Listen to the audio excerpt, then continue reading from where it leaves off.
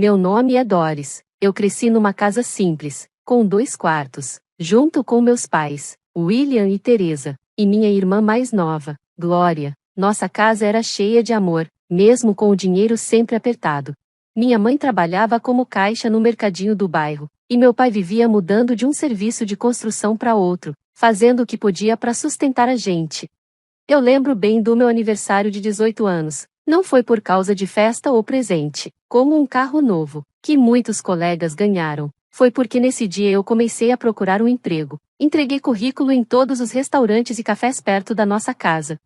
Quando falei para os meus pais, eles nem deram muita atenção. Minha mãe só balançou a cabeça e disse que qualquer dinheirinho ajudava. Meu pai nem comentou, já achando que era obrigação me ajudar nas contas. No mesmo dia consegui um emprego no Jeffrey, um restaurante do bairro. Era comandado pelo Gregory, um cara sério, mas justo, que já estava ali há uns 20 anos. Ele falou: "Você começa amanhã. Esteja aqui às 17 horas e não se atrase."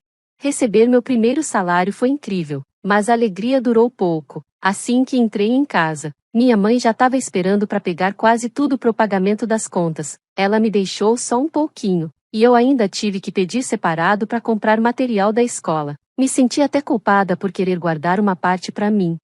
Glória, com 11 anos, entendeu rápido como as coisas mudaram. Ela começou a me pedir doces, brinquedos, acessórios de cabelo.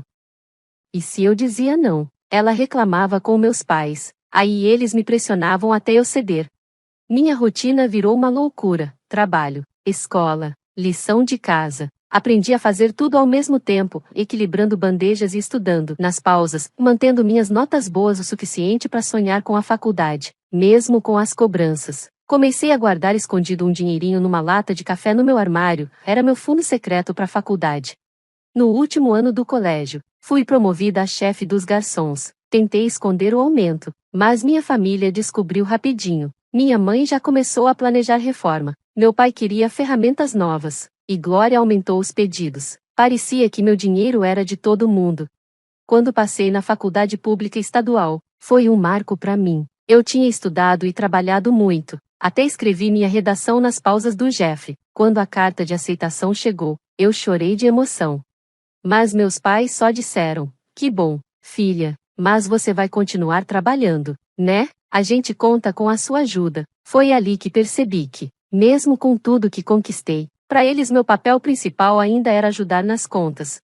Então, organizei meus horários da faculdade para continuar trabalhando, segui firme, acreditando num futuro melhor, sem deixar minha família na mão. Esse equilíbrio virou meu estilo de vida. Foram 3 anos intensos de faculdade, trabalho, café e livros. Corria das aulas pro restaurante, e estudava à noite no canto da sala de descanso. Por sorte, Gregory sempre foi compreensivo com meus horários malucos, mas conciliar tudo não era fácil. Muitas vezes um lado precisava ceder. Teve noite que dormi em cima do caderno, e acordei com minha mãe me chamando, preocupada com mais uma conta ou com os pedidos da Glória, que agora estava no ensino médio. As coisas pioraram no meu 4º ano. Meu pai perdeu o emprego porque a empresa dele faliu, e minha mãe teve o turno reduzido no mercado. As coisas pioraram quando meus pais me contaram que tinham feito um empréstimo grande para reformar a casa, e sem me avisar. Agora, as parcelas estavam atrasadas, e a gente corria o risco de perder a casa. "Precisamos da sua ajuda, Doris", meu pai disse uma noite, com a mesa da cozinha cheia de contas. Parecia que a única saída era eu largar a faculdade e trabalhar em tempo integral. Então, pedi demissão da faculdade. Aumentei minhas horas no Jeffrey e peguei todos os turnos possíveis, até os de lavar louça à noite.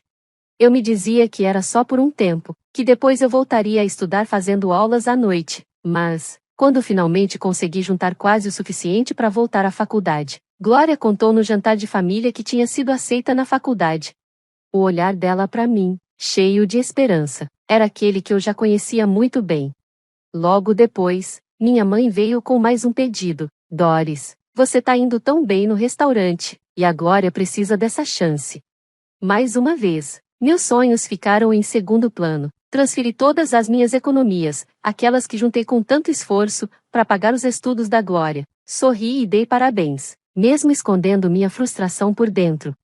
Depois de anos colocando as necessidades da minha família na frente dos meus próprios planos, decidi que era hora de mudar. Me mudei. Aluguei um apartamentinho simples de um quarto do outro lado da cidade. Minha mãe não gostou. Falou que era desperdício de dinheiro pagar aluguel, mas eu precisava de um lugar só meu, um canto de paz, longe das cobranças sem fim. A vida no novo AP era tranquila, simples, mas com liberdade. Eu finalmente vivia do meu jeito, sem tanta pressão.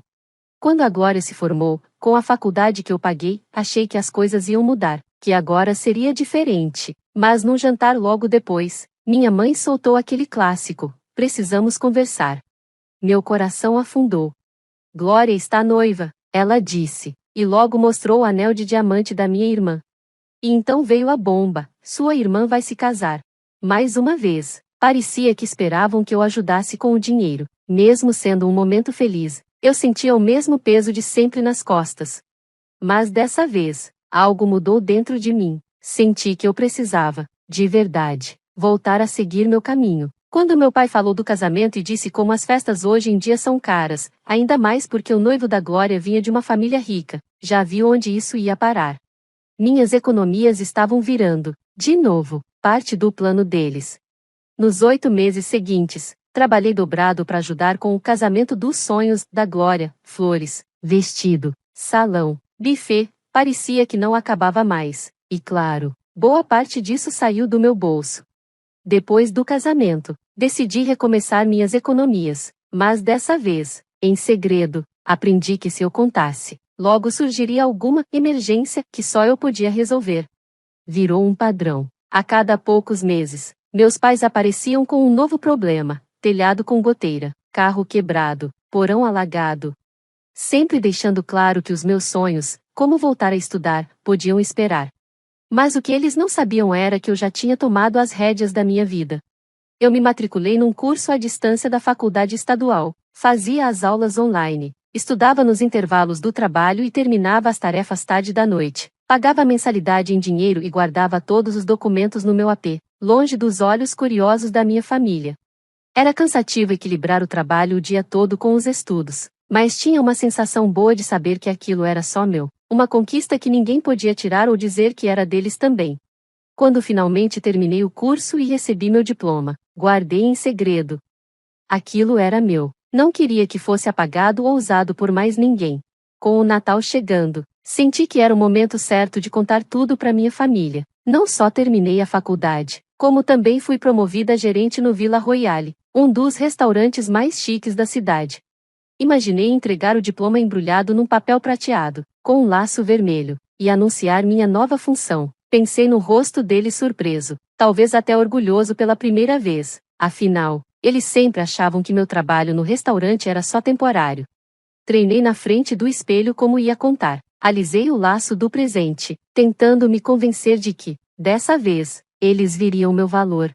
Mas, uma semana antes do Natal, minha mãe me ligou. Atendi toda feliz, achando que ia ser o momento perfeito para contar as boas notícias, mas a voz dela estava distante. Esse ano não vamos fazer o Natal aqui em casa. A Glória vai receber todo mundo, ela disse. Fiquei meio sem reação, mas logo respondi: tudo bem, que horas eu chego lá? A resposta dela foi fria e cortante: na verdade, é melhor você não vir esse ano. Fiquei paralisada, mal consegui perguntar o motivo. Ela desligou antes de responder. Olhei pro celular sem acreditar. Fui desconvidada do Natal, sem explicação, e aquilo doeu. Doeu como uma rejeição de verdade. Com as mãos tremendo, liguei pra Glória. Eu precisava entender. Antes de discar, abri o aplicativo de gravador de voz. Nem sabia por quê, mas senti que precisava registrar essa conversa. A voz dela foi fria, bem diferente do tom doce que ela usava quando queria algum favor. Oi, Glória. Mãe acabou de dizer que eu não tô convidada pro Natal, falei, tentando parecer calma.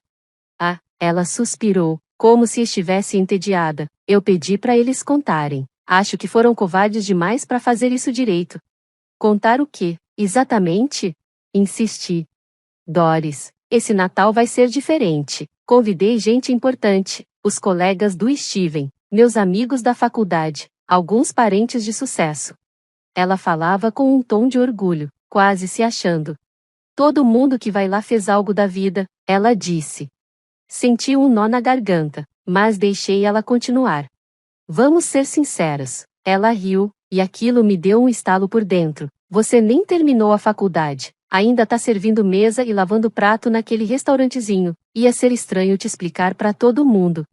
Ela continuou, sem nenhuma vergonha. Todos meus convidados têm diploma, boas carreiras. Seria constrangedor apresentar minha irmã garçonete que nem conseguiu se formar. Segurei o celular com força. Olhei pro meu presente embrulhado com tanto carinho, agora parecendo uma piada. Você é uma fracassada, Doris, ela disse por fim, com desprezo na voz.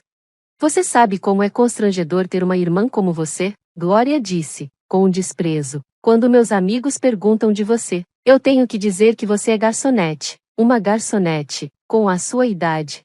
Fiquei em silêncio, deixando o gravador registrar cada palavra cruel, cada risada debochada. O diploma na minha mesa parecia até pulsar com cada insulto que ela jogava, mas eu precisava que ela mostrasse quem realmente era. Falei com a mamãe e o papai sobre a lista de convidados. Ela se gabou, se divertindo. Só chamamos os parentes que valem a pena, tipo a tia Sofia com aquele império de imóveis, e o tio Peter, dono daquela empresa de tecnologia, só gente que fez alguma coisa da vida. E o resto da família? Perguntei, com a voz calma, surpreendentemente. Esses perdedores? Ela riu, por favor, são como você, inúteis. Nunca chegaram a lugar nenhum, gente assim estraga o clima da minha festa. Quanto mais ela falava, mais a dor virava força dentro de mim. Essa era a irmã por quem eu tinha sacrificado tudo, minha faculdade, meu dinheiro, meus sonhos, e agora ela tinha coragem de me chamar de inútil. Bom, acho que até daria para te chamar, né? Ela disse, fingindo simpatia. A gente vai precisar de alguém para servir as bebidas. Afinal, é isso que você sabe fazer. Conheça seu lugar, Doris. Tem gente que nasceu para servir, e gente que nasceu para ser servida. Aquilo foi a gota d'água. Mas, ao invés de explodir, fiquei estranhamente calma. Obrigada por deixar tudo tão claro, Glória, falei baixo, e desliguei o telefone. Sentei no meu AP e ouvi a gravação de novo. Cada palavra, cada risada, cada humilhação, tudo estava lá. Olhei pro meu diploma. Me bateu uma clareza enorme. Peguei o diploma e embrulhei de novo, com cuidado. Quis que a caixa ficasse perfeita. Vesti minha melhor roupa, aquela que eu usava nas reuniões de gerência no Vila Royale. Eu não era mais só uma garçonete. Era gerente de um dos restaurantes mais respeitados da cidade, e Glória não fazia ideia disso. Dirigi até a casa dela sentindo uma mistura de nervosismo e coragem. Nesse Natal, eu ia mostrar quem eu realmente era. Não inferior a ela, mas igual, ou até mais. Chegando lá, vi que ela não estava brincando. A rua estava cheia de carrões, Mercedes, BMW, até Porsche. A entrada da casa parecia uma exposição de luxo. Meu coração acelerou enquanto eu andava até a porta. Cada passo firme, através do vidro fosco, vi as sombras dos convidados. Música de Natal clássica tocando ao fundo. Respirei fundo e toquei a campainha. Glória atendeu. Estava com uma taça de champanhe na mão, usando um vestido de grife caríssimo. Quando me viu, fez uma cara de choque e irritação. O que você tá fazendo aqui? Ela sibilou, tentando fechar a porta. Vai embora. Isso aqui é uma festa privada. Uma festa privada? Repeti, levantando um pouco a voz. Sou o suficiente para alguns convidados ouvirem. É assim que você trata sua irmã no Natal? As pessoas começaram a se virar para olhar. Vi meus pais do outro lado da sala, paralisados. O Steven, marido da Glória, estava perto da lareira e olhou curioso, sem entender nada. Boa noite, gente. Falei entrando com firmeza. Minha voz ecoou pela sala. Eu sou a Doris, irmã da Glória, aquela que ela achou que não era boa o bastante para estar aqui hoje. Silêncio total. O rosto da Glória ficou vermelho, depois branco. Doris, por favor? Ela murmurou, desesperada. Ah, mas eu trouxe presentes, respondi, com um leve sorriso. Eu disse com um sorriso, segurando uma caixa lindamente embrulhada. Afinal, não é isso que a família faz? A gente se apoia, se ajuda, e sim, faz sacrifícios uns pelos outros. Caminhei confiante até o centro da sala, onde estava uma enorme árvore de Natal. Vejam, minha irmã achava que eu não combinava com vocês, que seria um problema explicar à irmã vergonhosa dela, que, segundo ela, nem conseguiu terminar a faculdade. Fui abrindo a caixa bem devagar, aproveitando o momento. O engraçado sobre suposições, continuei, tirando meu diploma e levantando bem alto, é que elas costumam estar erradas. O rosto da Glória ficou em puro choque. Até nossa mãe soltou um suspiro, e meu pai ficou de boca aberta. Não só eu me formei, falei com firmeza, como também sou gerente-geral do Villa Royale. Um burburinho tomou conta da sala. O Villa Royale era um restaurante famoso na cidade, frequentado por celebridades, difícil até conseguir uma reserva.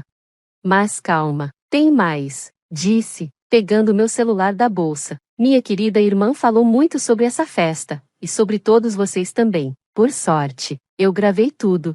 Levantei o celular com o dedo pronto para apertar o botão. Glória avançou para cima de mim. Você não ouse. Mas já era tarde. A voz dela começou a ecoar pela sala. Clarinha, eu só convidei quem pode ser útil pra gente. São conexões importantes. Gente que pode ajudar na carreira do Steven e na nossa imagem social. A gravação continuou, mostrando o plano de Glória, incluindo até como ela escolheu os pratos. As pessoas mais importantes ficam com os pratos com detalhes dourados, foram caríssimos. Os pratos com prata são para os convidados que talvez sejam úteis, e os brancos simples, bom, esses são para os que não servem para nada. A reação foi imediata. Os convidados começaram a olhar para os próprios pratos, e depois para os pratos dos outros. O clima da festa mudou na hora. Aquela reunião festiva perdeu o brilho, revelando o quanto era falsa e cheia de interesses. Me aproximei da entrada de novo, com a certeza de que tudo havia mudado. Lá fora, a rua seguia cheia de carros de luxo, prova da lista exclusiva que Glória tinha montado. Cheguei até a porta com o coração disparado, entre nervosismo e coragem. Ela apareceu com a taça na mão, vestida num look que parecia custar meu aluguel do ano todo. Quando me viu, fez uma cara horrível. O que você tá fazendo aqui? Sibilou, tentando me barrar. Vai embora. Essa festa é privada. Privada? Respondi, em voz alta o bastante para que todos perto ouvissem. É assim que você trata sua irmã no Natal? As pessoas começaram a virar para olhar, nossos pais também, e adivinha, eles estavam com pratos brancos nas mãos. A confusão virou compreensão, depois, raiva. O Steven, marido da Glória, foi até a mesa olhar os pratos. Quando viu que até os próprios sogros estavam com pratos simples, como se fossem inúteis, o rosto dele se contorceu. A máscara da Glória estava começando a cair. Glória, que diabos é isso? Perguntou Steven, claramente frustrado. A voz dele deixava claro o quanto estava irritado. Glória parecia perdida, no meio de toda aquela confusão. Eu posso explicar. Não é o que vocês estão pensando, ela disse, tentando se justificar. Mas era tarde demais. A gravação falava por si. A festa virou um verdadeiro caos. Tia Sofia, mesmo com o prato dourado, foi a primeira a se revoltar. Ela bateu o prato na mesa com força. Então é isso que a gente é pra você? Um monte de contatos? Uma lista de quem vale mais ou menos? Ela estava furiosa, pegando o casaco. Nunca fui tão desrespeitada na vida. Os convidados começaram a ir embora. Alguns largaram os pratos com nojo. Outros deixaram os presentes que trouxeram com tanto carinho. As pessoas murmuravam, reclamavam, a sala encheu de tensão e barulho. Os pais de Steven não falaram nada, simplesmente se levantaram e foram embora com dignidade, mesmo tendo sido servidos com pratos brancos. Steven foi atrás deles, visivelmente abalado, sem nem olhar para Glória. A mãe da Glória finalmente conseguiu falar. Glória, como você pôde fazer isso? Mas logo parou, os olhos cheios de lágrimas. O pai dela ficou parado, olhando pro prato branco, como se estivesse vendo ele de verdade pela primeira vez. Não precisei dizer mais nada, a cena já dizia tudo.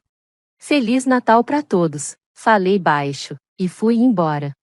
Quando cheguei em casa, fui além, postei a gravação nas redes sociais, marquei todos os parentes e escrevi: aqui está o motivo de alguns de vocês não terem sido convidados para a festa de Natal da Glória. Aparentemente, vocês não são importantes o suficiente.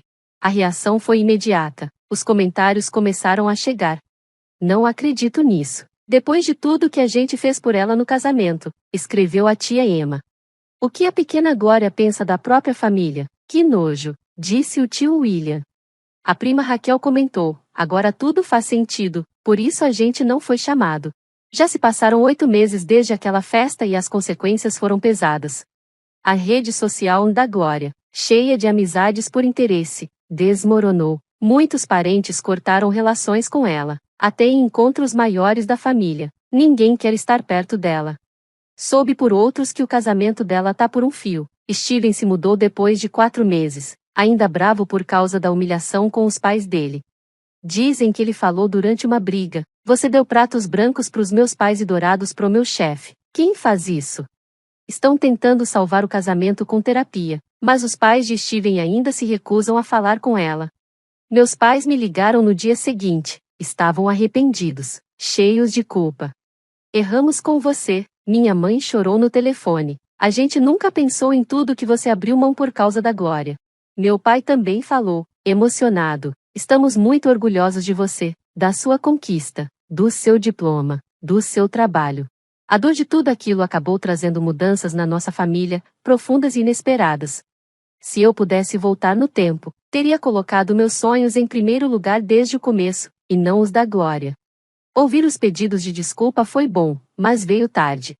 Expliquei a eles que precisava de tempo e espaço. Eles ainda mandam mensagens às vezes, perguntam como eu tô, dizem que sentem minha falta. Talvez um dia eu esteja pronta para deixar eles voltarem para minha vida, mas ainda não é o momento.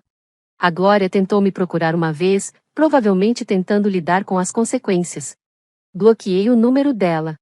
Alguns laços simplesmente não valem a pena manter, e não me arrependo da decisão. Ela mesma criou o próprio desastre, passo por passo. Eu só mostrei a verdade que já estava ali. Desde que me afastei das cobranças constantes da família, minha vida mudou completamente. Agora eu tô juntando dinheiro, fazendo viagens e, finalmente, vivendo a vida que sempre quis. Também voltei a ter contato com alguns parentes que a minha irmã sempre deixou de lado. E quer saber? Descobri que muitos deles são pessoas incríveis de verdade. A gente se encontra para jantar, conta histórias, dá risada lembrando do passado. Eles me tratam com carinho, respeito e com aquele interesse sincero, do jeito que uma família de verdade deveria ser. Às vezes eu penso no fundo que eu tinha guardado para a faculdade, anos atrás. Ele foi sendo esvaziado aos poucos para ajudar nos sonhos e necessidades de outras pessoas, não nos meus. Agora eu tenho uma nova conta poupança, só minha. Cada centavo ali é para mim, pro meu futuro, pros meus sonhos, pra minha vida. Ninguém mais tem acesso, nem sabem que essa conta existe, e é exatamente assim que eu quero que seja. De vez em quando me perguntam se eu sinto falta da minha família ou se me arrependo do que aconteceu naquela noite de Natal. Eu respondo com sinceridade. Sinto falta da família que eu imaginei que tinha, aquela pela qual eu me sacrifiquei, achando que um dia iriam me valorizar. Mas a verdade é que essa família nunca existiu, era só eu me doando o tempo todo, enquanto eles só pegavam, até não sobrar mais nada de mim. Hoje, eles não têm mais esse poder sobre mim. Cansei de ser o caixa eletrônico ou o degrau para alguém subir. Agora, estou cercada de pessoas que gostam de mim pelo que eu sou, não pelo que posso dar. E para ser sincera, é assim que uma família sempre deveria ser.